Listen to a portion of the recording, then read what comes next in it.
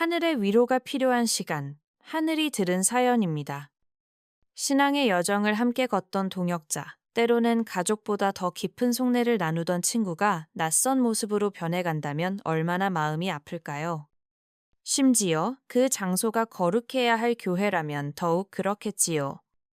오늘은 20년 지기 친구가 교회에서 낯선 물건을 파는 것을 보고 깊은 고민에 빠졌던 한 집사님의 가슴 아픈 고백입니다. 저는 작은 도시에서 남편과 함께 지내며 20년 가까이 교회 학생부 교사로 봉사하고 있는 50대 집사입니다. 제 신앙의 여정에는 늘 함께 해준 스무해지기 친구 선영 씨가 있습니다. 우리는 아이들이 유치원 다닐 적에 같은 구역에서 만나 새벽 기도의 자리를 나란히 지키며 믿음의 동역자로 지내왔습니다. 제 아이가 초등학교 때 크게 아파 병원에 입원했을 때 선영 씨는 자기 일처럼 매일 병원에 죽을 끓여오며 제 곁을 지켜주었습니다. 또 몇 해 전 남편의 사업이 휘청거려 제가 매일 눈물로 밤을 지새울 때 선영 씨는 말없이 제 손을 잡고 해가 뜰 때까지 함께 기도해 주었습니다. 그렇게 우리는 서로의 가장 힘든 시절을 함께 통과해온 자매보다 더 깊은 사이였습니다. 늘 긍정적이고 누구보다 굳건했던 친구의 믿음은 저에게도 큰 힘이 되었습니다.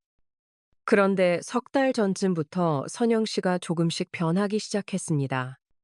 언제나 예배 시간 10분 전에 도착해 가장 앞자리에서 말씀을 준비하던 친구가 예배에 겨우 맞춰 들어오거나 늦는 날이 잦아졌습니다. 예배가 끝나도 예전처럼 저와 커피를 마시며 담소를 나누는 대신 늘 누군가와 통화를 하거나 성도들, 특히 새로 등록한 분들 곁을 맴돌며 무언가를 열심히 설명하곤 했습니다.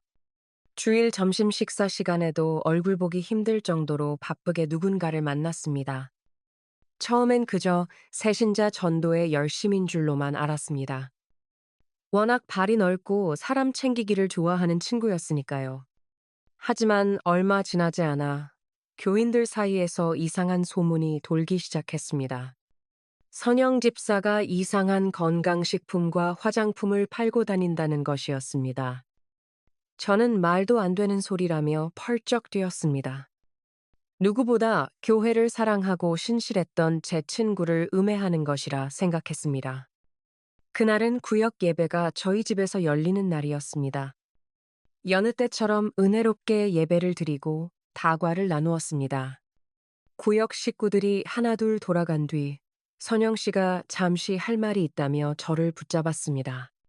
저는 내심 드디어 그 소문에 대해 해명하려나 보다라고 생각했습니다. 하지만 친구는 조심스럽게 가방에서 고급스러워 보이는 화장품 세트와 정체모를 건강식품 몇 개를 꺼냈습니다. 그리고는 이것들이 얼마나 대단한 제품인지 미국에서 특허를 받은 신기술로 만들어졌으며 자신도 이걸 먹고 고질병이었던 불면증과 갱년기 우울증이 씻은 듯이 나았다고 했습니다. 저는 평소에 친구가 그런 병으로 고생했다는 이야기를 들어본 적이 없었기에 고개를 갸웃했습니다. 이야기를 들을수록 마음이 얼음장처럼 차가워졌습니다. 그것은 누가 봐도 다단계 물건이었습니다. 가격도 상식적인 수준을 훨씬 뛰어넘었습니다. 친구는 제게 이걸 꼭 써봐야 한다며, 그리고 이 좋은 사업을 함께 해보지 않겠냐며 제 손을 덥석 잡았습니다. 제 손을 잡은 친구의 손은 예전의 따뜻함 대신 차갑고 절박한 기운이 느껴졌습니다. 저는 주님을 모시는 거룩한 공간인 교회에서 그것도 제 신앙의 동반자라고 굳게 믿었던 친구가 이런 상행위를 하려 한다는 사실에 머리를 한 대 맞은 듯 멍했습니다. 저는 어떻게 반응해야 할지 몰라 요즘 남편 건강이 좋지 않아 이런 데 쓸 돈이 없다고 상의해보겠다고 얼버무렸습니다. 선영 씨는 잠시 실망한 기색이었지만 이내 웃으며 다음에 꼭 다시 얘기하자는 말을 남기고 돌아갔습니다. 그날 밤 저는 한숨도 자지 못했습니다. 친구에 대한 실망감과 배신감, 그리고 그 소문이 사실이었다는 충격에 휩싸였습니다. 그날 이후 선영 씨의 행동은 더 노골적이 되었습니다. 교회 카페에서, 심지어는 중보기도 모임이 끝난 후에도 사람들을 붙잡고 물건 설명을 했습니다. 저에게 거절당한 것이 오히려 친구를 더 조급하게 만든 것 같았습니다.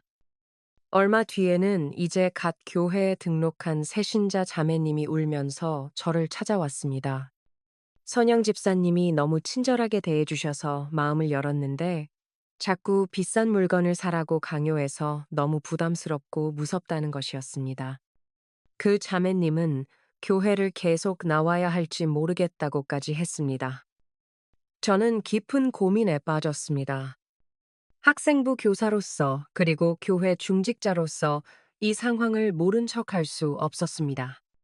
목사님께 말씀드려야 할지 아니면 스무해지기 친구의 체면을 생각해 직접 만나 따끔하게 충고해야 할지 갈피를 잡지 못했습니다. 기도를 해도 마음만 더 복잡해졌습니다. 주님, 어찌해야 합니까? 친구를 실족하게 하고 싶지도 않고 교회의 질서를 무너뜨리고 싶지도 않습니다. 며칠을 고민한 끝에 우선 친구의 이야기를 직접 들어보기로 했습니다. 더 이상 교회 안에서 이런 일이 벌어지는 것을 막아야 했습니다. 주일 저녁, 저는 선영 씨에게 따로 연락해 교회 근처 조용한 찻집에서 만나자고 했습니다. 약속 장소에 나온 친구의 얼굴은 제가 알던 모습이 아니었습니다. 화장은 짙었지만 그 아래로 수척함과 깊은 그늘이 보였습니다.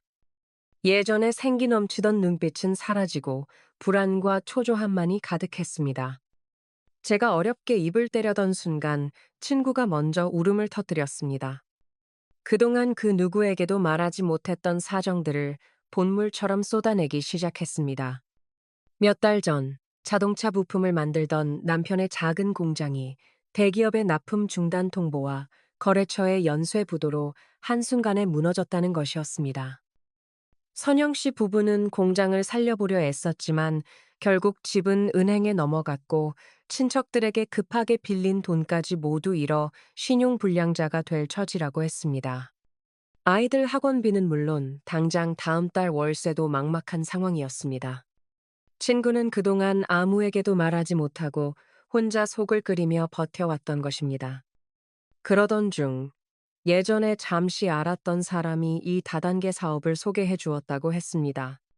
이것만이 바닥에서 벗어날 유일한 길이라고, 몇 사람에게만 소개하면 금방 큰 돈을 벌 수 있고 빚도 다 갚을 수 있다는 말에 속았다고 했습니다. 지푸라기라도 잡는 심정으로 뛰어들었지만 물건은 팔리지 않았습니다. 상위 판매자들은 실적을 내라며 매일같이 압박했고 결국 친구는 자기 돈으로 물건을 사들이는 사재기를 하다가 빚이 오히려 더 늘어났다고 했습니다. 교회에서 물건을 팔면 안 된다는 것을 왜 몰랐겠느냐고. 하지만 이곳만큼 자신을 믿어줄 사람이 있는 곳이 없었다고, 염치불구하고 매달릴 수밖에 없었다고 오열했습니다. 저는 아무 말도 할 수 없었습니다. 그저 친구의 깡마르고 거친 손을 잡고 함께 울었습니다. 교회를 사업장으로 이용한다며 친구를 정죄하고 오해했던 제 자신이 한없이 부끄러워졌습니다. 그날 저는 친구를 돕겠다는 마음, 아니, 이런 절박한 상황도 모르고 친구를 의심했던 미안함에 제게도 적지 않은 돈이었지만 몇백만 원어치의 물건을 사주었습니다. 이것만 팔면 일단 급한 빚은 막을 수 있다는 친구의 말에 망설일 수 없었습니다. 그것이 친구를 더 깊은 수렁으로 밀어넣는 일이 될 줄은 꿈에도 몰랐습니다.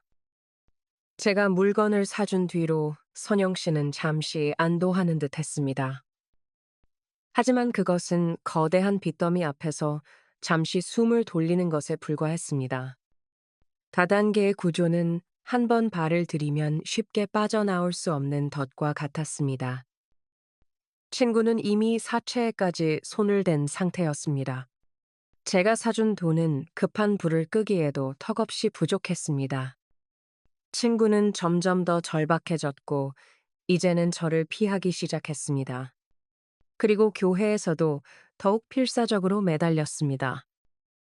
결국 이 사실이 교회 전체에 알려졌습니다.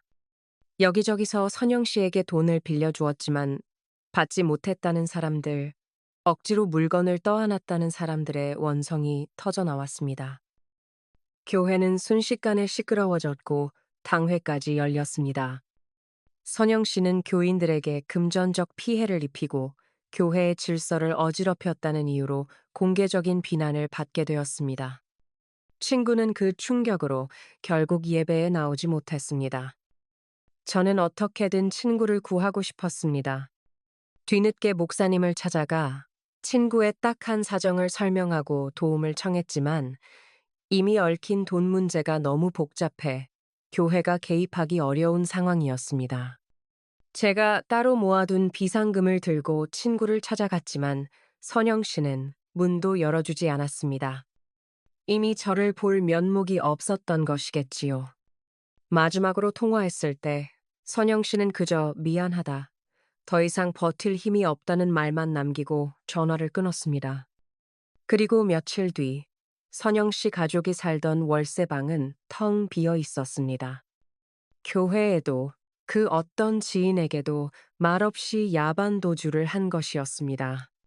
집주인에게 들으니 험악해 보이는 남자들이 몇 번 찾아왔었다고, 빚 독촉에 시달리다 못해 밤중에 짐을 뺀 것 같다고 했습니다. 저는 그 텅 빈 집 앞에서 주저앉아 한참을 울었습니다. 제 손에 들린 친구가 팔던 건강식품이 돌덩이처럼 무겁게 느껴졌습니다. 저는 친구의 절박한 절규를 외면한 채 교회의 질서와 제 신앙적 잣대만 내세워 그녀를 판단했습니다. 그리고 뒤늦게 그녀의 사정을 알았을 때는 섣부른 동정으로 오히려 독이 든 사탕을 쥐어준 셈이 되었습니다. 선영 씨가 떠난 지 벌써 반년이 지났습니다. 저는 아직도 그녀에게서 아무런 연락을 받지 못했습니다. 제가 사주었던 건강식품들은 찬장 구석에 먼지가 쌓인 채 그대로 있습니다. 그것을 볼 때마다 가슴이 무너집니다. 저는 밤마다 이름 모를 곳에서 고통받고 있을 친구와 그 가족을 위해 기도합니다. 주님, 제 친구는 지금 어디에 있습니까? 그 여린 심령이 무너지지 않도록 부디 붙들어 주시옵소서.